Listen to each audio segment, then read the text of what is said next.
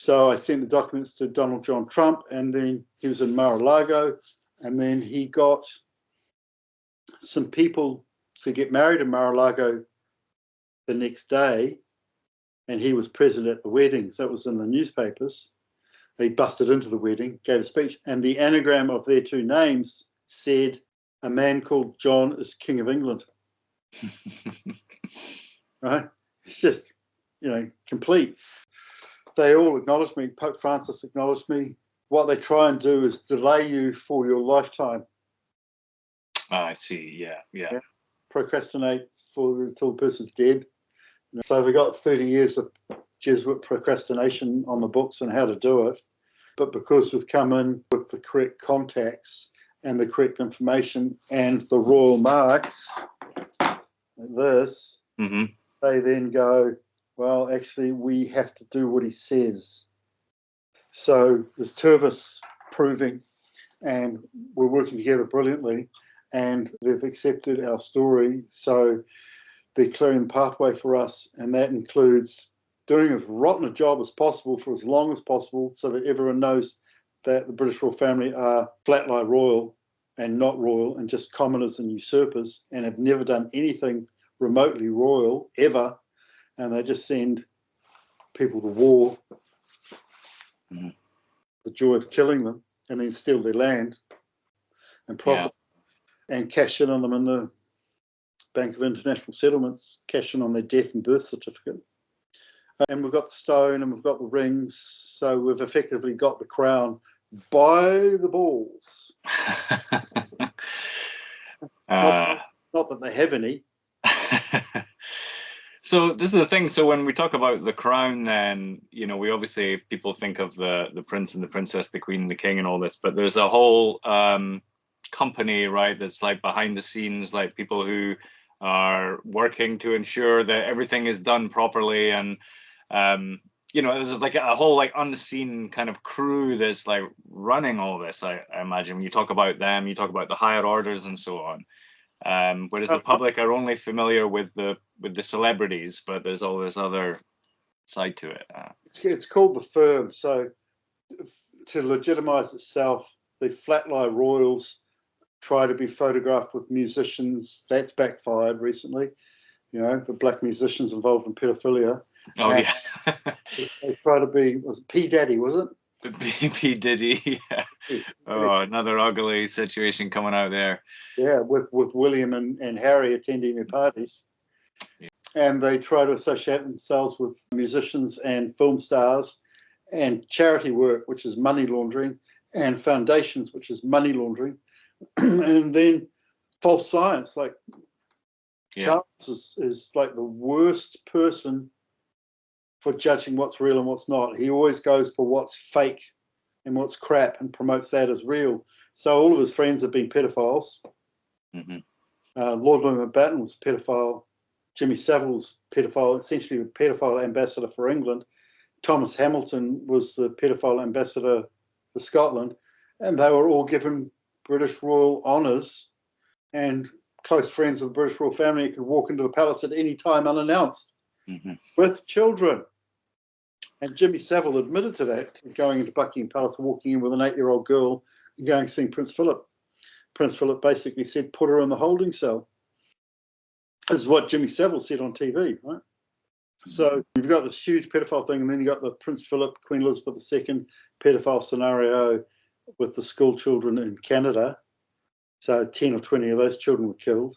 And then you've got Prince Charles' uncle, mentor, great uncle, Lord Mountbatten, being a notorious pedophile and essentially raising Prince Charles. Right? And then Prince Charles' brother's almost a pedophile, but the girls were 17, but supposedly there's younger girls as well that have hushed up. That's Prince Andrew. And Prince Edward was convicted of pedophilia in the papers in Europe, and then he's convicted of pedophilia in New Zealand. Right? And no one knows that. He's obviously a homosexual. And he was 18. He was in Wanganui Collegiate as a schoolmaster. 12-year-old boys were boarding there, and he was sexually molesting them, and the children's parents were complaining. And a policeman was sent round to quell the parents. And they went and spoke to my contact in internal affairs, which is like MI5, and he said, I'm going to go far in the Commonwealth. And my internal affairs contact said, no, you're going to get yourself killed. And he held all the issues with the parents, which was paying bribes, etc. And he was killed. Right? So the guy helping the British royal family cover it up was killed. And then to cover it up more permanently, the British royal family funded the best theatre, built the theatre, and it's the best equipped theatre in New Zealand, which is in Wanganui Collegiate, which is the most isolated town in the North Island of New Zealand, and in a school, not in the town. And it's called the Prince Edward Theatre, right? So he looks good when he's a pedophile raping 12-year-old boys. And then he gets married for cover. And then possibly Prince Philip sired their child, which was born deaf and blind, essentially, partially deaf and partially blind, and not able to ever appear in a public scenario. Yeah, it's awful. Looking like this, and going, you know, don't use that screenshot. You know, and you know, there's a lot of documentaries now about Lord Louis Mountbatten being a pedophile. Mm-hmm. And I haven't even spoken about the heroin trafficking. And the heroin trafficking was aimed at all of the true English royals. Prince Philip would aim heroin at them, and also possession. Right? So which the Catholic Church is a world leader in. So what Prince Philip did was ensure that there were Ouija boards everywhere from 1966 to 1973. Right? You could buy one in your corner store, in your Foursquare store, in your local dairy or 7-Eleven, and the supermarket, and the board game stores like Monopoly, Ouija board. You know, at petrol stations, the Ouija boards were everywhere, right? So they were trying to get people contacting drunken entities and getting themselves possessed, and that was targeted at the true English royal family. So, yeah. So I had a sister who was the most possessed person in the world. She had 48 different entities. It was bizarre. And this happened in 73, just before The Exorcist came out in 1973. Huh. Right? So that was actually based on my sister. Oh, gosh. Yeah. The thing they do is, if you're from the true English royal family or the true Scottish royal family, they blacklist you, so you can't work. Right? And they blacklist books and payments and court hearings, and you know, so my court hearing for custody should have lasted 2 weeks, and it lasted 6 years. Houses.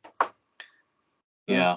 And so the British royal family is attacking the true English royal family and the true Scottish royal family and the true Sangreal blood lineage because, and through possession and through drug trafficking, because they want them to disappear, and they don't want them to breed, and they want them to be unstable and not well off enough to have a family, raise a family, buy a house, create a lineage. They want to end the lineage. So Prince Philip was doing that, and so was Lord Louis Mountbatten. He's also a heroin trafficker, and they were doing that. It's called the Queen's heroin.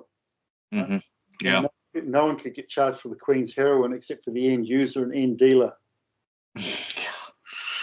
Oh, man. It was all delivered in a diplomatic pouch and delivered through customs, and the customs were distracted and told not to say anything. And I used to stand on the coast in Tauranga when I was 15, and it was a day after my 15th birthday, and I was watching the ship unloading the heroin, which was in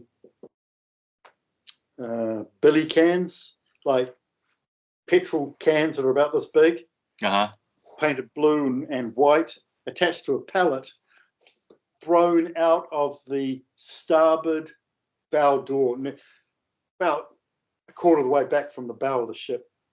There's a hatch door, and it was like about 2 meters above sea level.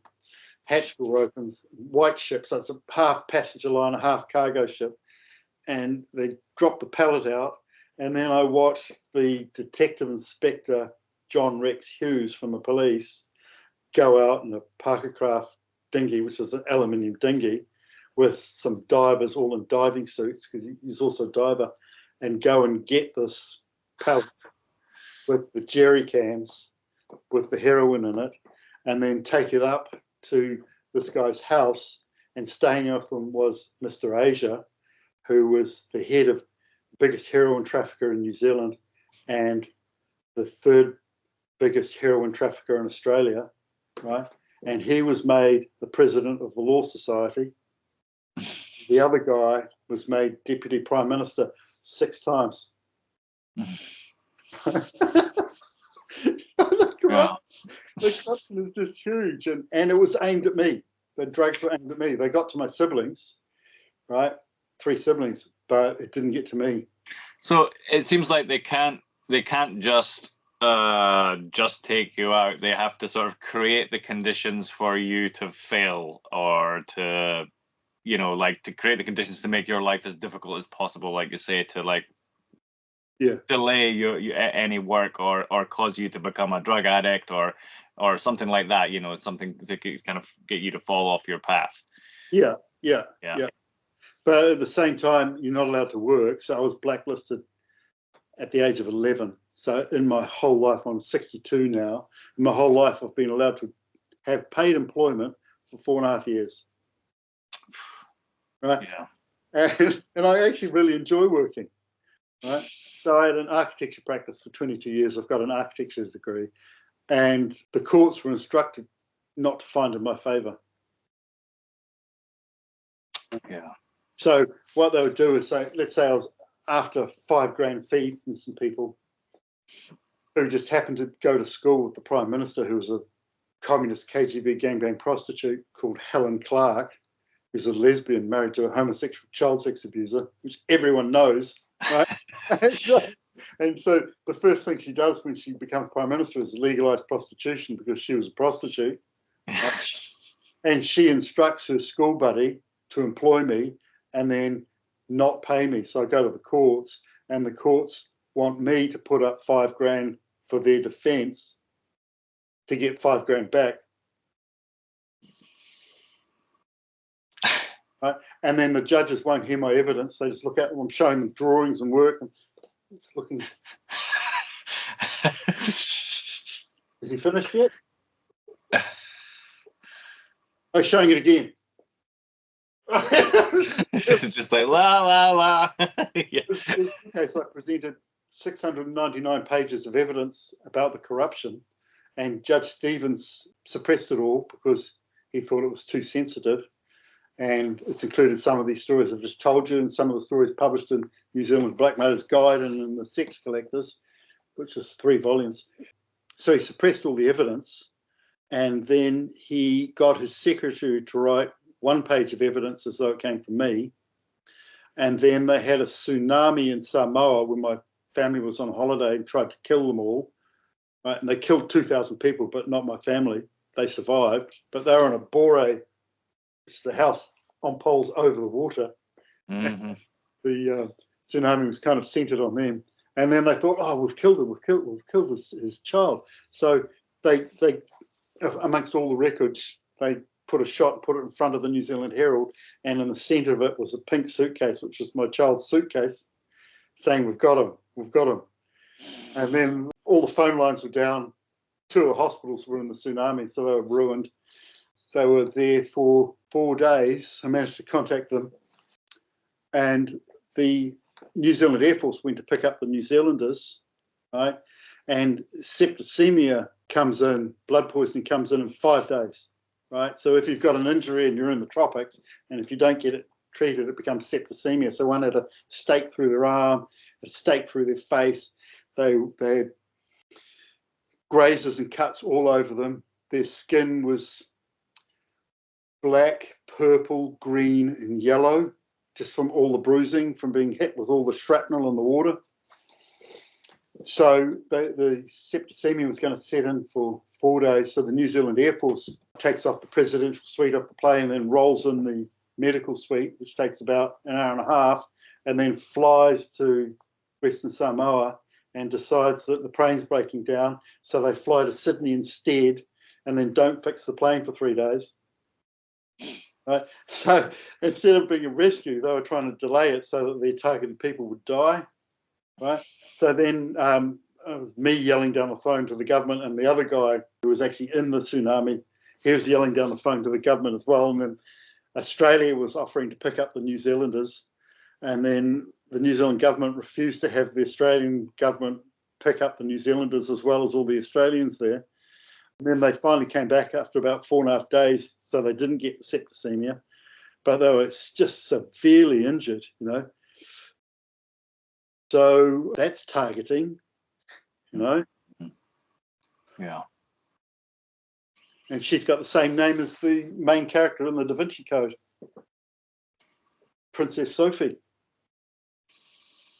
All been codified, you know. Yeah. The seers have looked in and seen that it's true, and then the flat-lie British royal family have tried to supply drugs, supply possession, and supply death en masse, right? So what happened with Western Samoa is I had published Operation Sea Lion, which was 1946, done in the Whangaproa Peninsula just north of Auckland, where they've got a whole peninsula, a whole half of the peninsula, the last half is an army testing ground. And they were putting explosives in earthquake faults to try and create a tsunami. And that's what they did in Western Samoa, right? Called the Tongan fault. So they put in explosives in the Tonga fault, created the tsunami that hit Western Samoa in 2009, and the dates vary between August and September. And they killed 850 Samoans and a few tourists. And the Prime Minister of New Zealand, John Key, he got the Prime Minister and Deputy Prime Minister of Western Samoa, who lived on that coast hit by the tsunami. He went and got them to fly to New Zealand the day before to come to a luncheon in Parliament Buildings for absolutely no reason. Right? And the Prime Minister and Deputy Prime Minister of Western Samoa knew that something bad was happening. They went to New Zealand for the free lunch, and then 850 of their relatives were wiped out, which is pretty much the whole side of Western Samoa. And because it's on the Tonga fault line, as soon as you have an earthquake in Western Samoa, within 40 hours, you have an earthquake in Sri Lanka because the fault line's connected.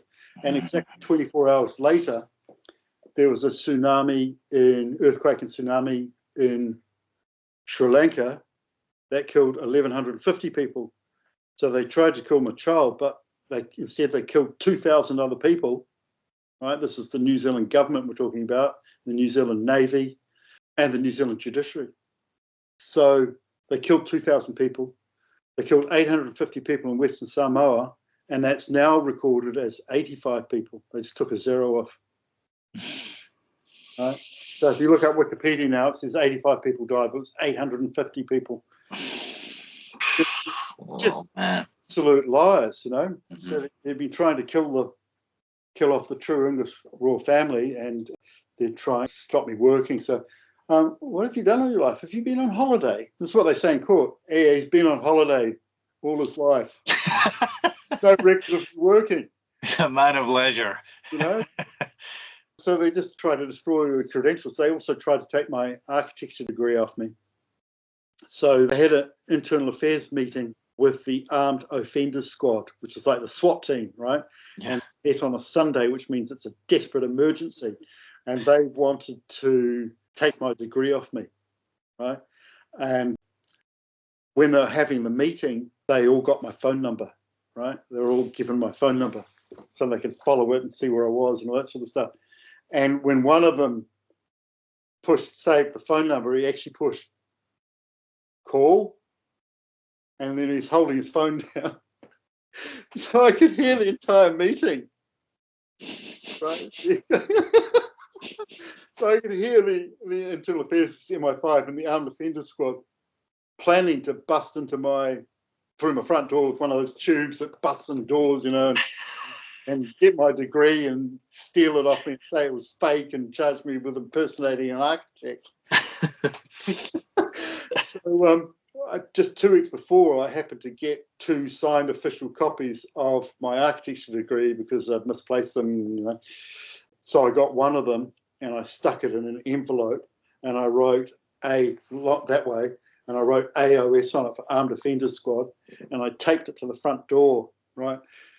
And just before that, I had some dubious security agent drive past and photograph my front door so they knew exactly where they were going. And I chased that guy, right? And he went all the way across town to New North Road and into these offices. That you got a sloping street, the offices. So you come in this way and then you can go out onto the next street on the next floor. So I chased him through his offices out the other door.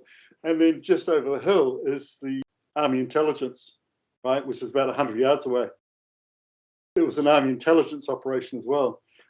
So the Armed Offenders Squad and the Internal Affairs came by on the Sunday soon after and saw that I had Armed Offenders Squad written on a piece of paper at the front door with my architecture degree in it. You know, imagine they and just drove off. You know, you do get a bit of inside help, you know, and sometimes what they're actually doing is giving you stories to officiate your position. Like, this wouldn't happen to anyone. Yeah. You know, why would you bother? So what they did is they tried to murder my family, and they also attacked the police detectives. I got surrounded by 6 police detectives,